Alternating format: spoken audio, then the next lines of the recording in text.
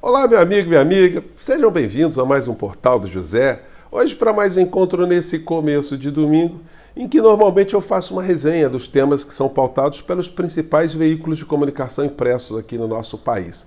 Alguns temas não dão tempo, dos jornais impressos tratarem porque eles acontecem no final do sábado. Os jornais são preparados ao longo do sábado e a logística é sempre muito complicada, sobretudo jornais que são remetidos a outros estados, a regiões mais distantes.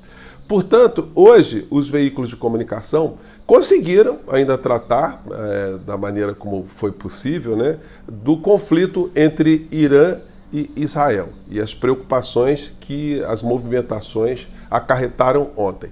Só que esse fato também está servindo como desculpa para que os insanos que estavam bajulando o bilionário Elon Musk dizerem que, em função desse conflito, a live foi suspensa. Por que será, hein? Coisas curiosas surgem no meio dessa história que foi veiculada ontem, que Bolsonaro faria uma live com Elon Musk. As redes bolsonaristas divulgaram isso com muita intensidade, foi um oba-oba tremendo, Mas a pergunta é, foi Elon Musk que procurou Bolsonaro para fazer uma live? Ou foi Bolsonaro que está bajulando Elon Musk para fazer parte de mais um espetáculo dantesco da extrema-direita? Quais seriam as repercussões desse tipo de encontro? Por que ele acabou não acontecendo?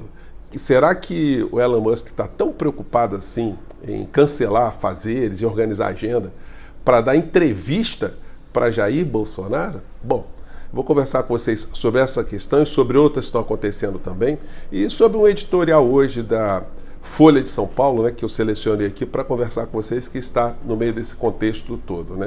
A Folha realmente está querendo aderir à extrema-direita aqui no nosso país de uma forma assim mais descarada. Bom, antes de mais nada, quero convidar você que está chegando agora ao nosso portal e ainda não nos conhecia, para que você se inscreva aqui conosco, conheça também os nossos outros vídeos. Se você gostar, compartilhe, recomende, não se esqueça. Dê o seu joinha, mande seu comentário e, se puder, se inscreva aqui também no nosso clube de membros. Você que é muito bem-vindo e muito bem-vindo. Gente, ontem nos nossos encontros, eu comentei com vocês que eu ficaria de plantão para assistir essa tal live de Elon Musk com Bolsonaro, ou Bolsonaro-Elon Musk, E quais seriam os temas abordados ali, O Bolsonaro, ele publicou nas suas redes sociais coisas assim muito curiosas, Ele disse que tinha combinado uma entrevista com Elon Musk e diz o seguinte, segundo aqui o jornal O Estado de Minas, abre aspas: eu vou fazer algumas perguntas a ele que já acertamos. Então, quer dizer, mandou um áudio de perguntas para ele, já acertadas, Ele tem um poder enorme, ele quer servir para ser o indutor da liberdade no mundo. Puxa vida, hein? Então, o ex-presidente brasileiro bajulando o bilionário com pretexto de que ele quer a liberdade no mundo, Ele quer liberdade em todo o mundo ou só nos países que ele pode fazer negócio, Onde ele tem negócios prejudicados, aí ele fica silente em relação à liberdade, E aí, por isso ele comprou o Twitter por mais de 40 bilhões de dólares. Ele poderia estar cuidando da vida dele, mas aí ele vem em nosso socorro aqui na Terra. Nossa Senhora!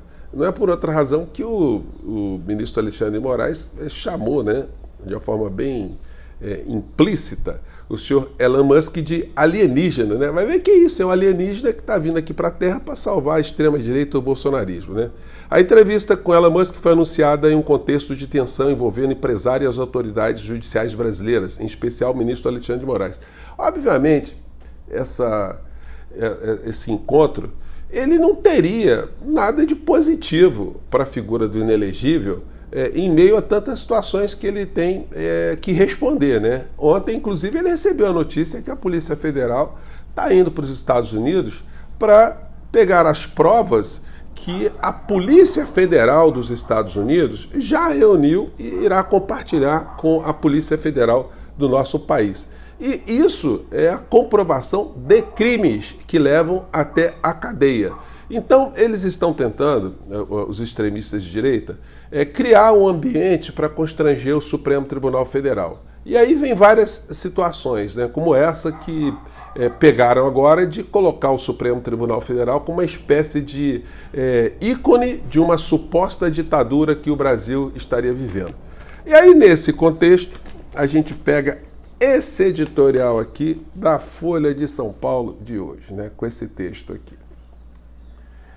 E aí é o seguinte, censura promovida por Moraes tem de acabar. Aí na linha fina aqui, impedir alguém de se expressar nas redes sociais viola a Constituição. Puna-se o que o criminoso tiver dito após o devido processo legal. Então é o seguinte, né? Vamos revogar inclusive as leis que punem com detenção, prisão de 2 a 5 anos, qualquer tipo de apologia ao nazismo. Essa lei, então, segundo a Folha, tem que acabar. Vamos acabar qualquer lei que puna algum tipo de discriminação racial, discriminação étnica, algum discurso que ameace a sociedade, um discurso contra as instituições, promovendo golpes, né? Porque depois que acontecem consequências, adianta punir? Adianta a gente ter no nosso país a liberdade para as pessoas quebrarem a própria democracia e depois da democracia quebrada se buscar algum tipo de punibilidade? Francamente, né? Então é um texto absolutamente tosco que deve ter sido escrito ali pelo espírito do Olavo de Carvalho, né?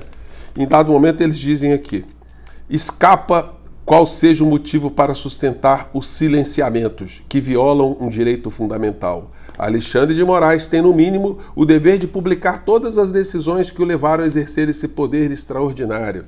Melhor mesmo seria que suspendesse as proibições. É um direito inalienável dos imbecis do bolsonarismo propagar suas asneiras. Expostas à luz do sol, elas tendem a desidratar-se. Silenciadas, apenas alimentam o vitimismo hipócrita dessa franja de lunáticos. Puna-se o que houver de crime no que for dito, mas sem recorrer a um instrumento inconstitucional e autoritário da censura prévia. Gente, existe um dilema jurídico, político no meio dessa história toda. O dilema seguinte, que o Brasil não tem uma legislação que pune da maneira eficiente esses crimes praticados pelos veículos de comunicação modernos, né, os seus autores. Então, se a punição é muito branda, o que nós temos são agressores, são pessoas que fazem cada vez mais o crescimento desse bolsão de ódio e de insanidade sem nenhum tipo de limite. Porque o que adianta você aplicar uma multa, por exemplo, de 30 mil reais contra a figura do inelegível? Uma pessoa que atinge milhões e milhões de pessoas. Qual é o efeito de uma sanção de alguém que está fazendo esse tipo de discurso? O discurso, por exemplo, do principal líder da Alemanha nazista em 1940, nos anos 40, o homem lá do bigodinho, ele não teve nenhum tipo de restrição. Ele fez o que ele quis fazer. E a consequência, qual foi? Foi a guerra, né? Porque justamente se teve esse tipo de pensamento absolutamente tosco e ultrapassado. Se nós tivéssemos no Brasil uma legislação que liquidasse economicamente aquele que causou um dano a uma outra pessoa, até poderia considerar, né, algum tipo de racionalidade. Mesmo nos Estados Unidos, gente, acontece um fenômeno incrível, porque lá as condenações elas não têm limites pecuniários, né? Aqui no Brasil existe um limite, né? Você nunca verá uma condenação aqui no nosso país que seja extraordinária, por mais poderoso que seja o grupo ou por mais poderoso que seja o criminoso que praticou o crime através das redes sociais.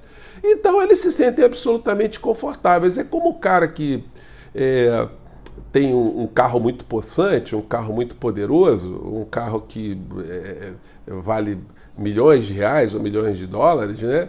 E não respeita os limites de trânsito, os limites de velocidade, porque ele está disposto a pagar a multa. O que é pagar uma multa para um cara? Ele tem é o seguinte, ele tá que se dane, né?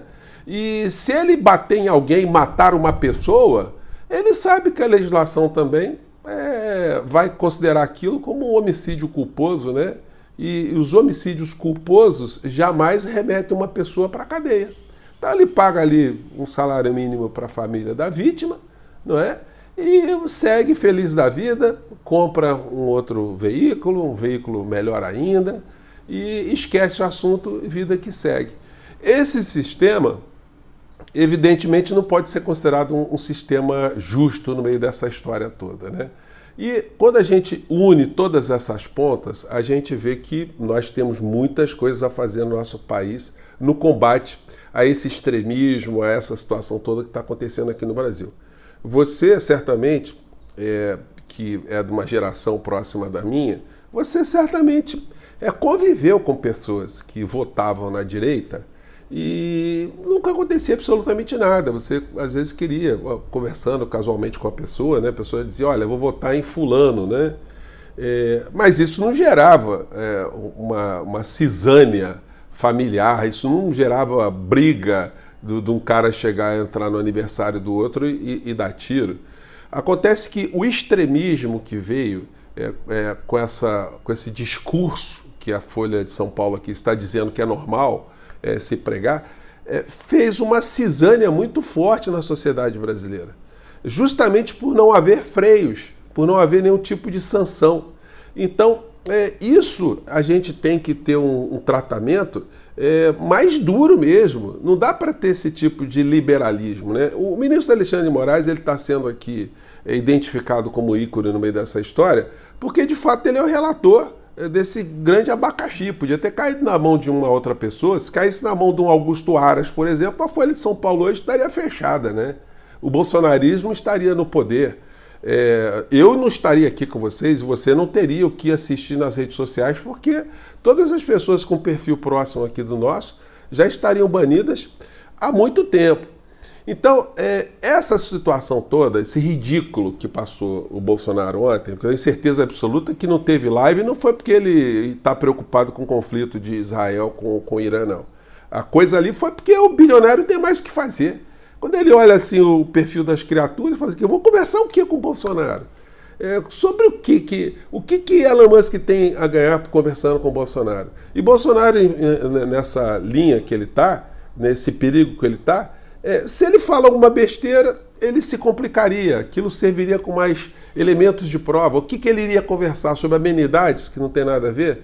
Ele está sendo processado, ele está sendo investigado, ele tem uma montanha de crimes que ele terá que responder. Então, gente, ele deu uma amedrontada, uma covardada típica desses extremistas de direita, né? E vamos aguardar se o senhor Elon Musk vai, de fato, gastar ali alguns minutos da sua vida para ele que veio à Terra para salvar a liberdade, se ele estará unido aqui com pessoas do perfil do inelegível, né? Gente, eram essas as reflexões que eu queria compartilhar aqui com vocês. Mais tarde a gente volta, tá bom? Mande seu comentário para cá, tá bom? Um grande abraço, tchau!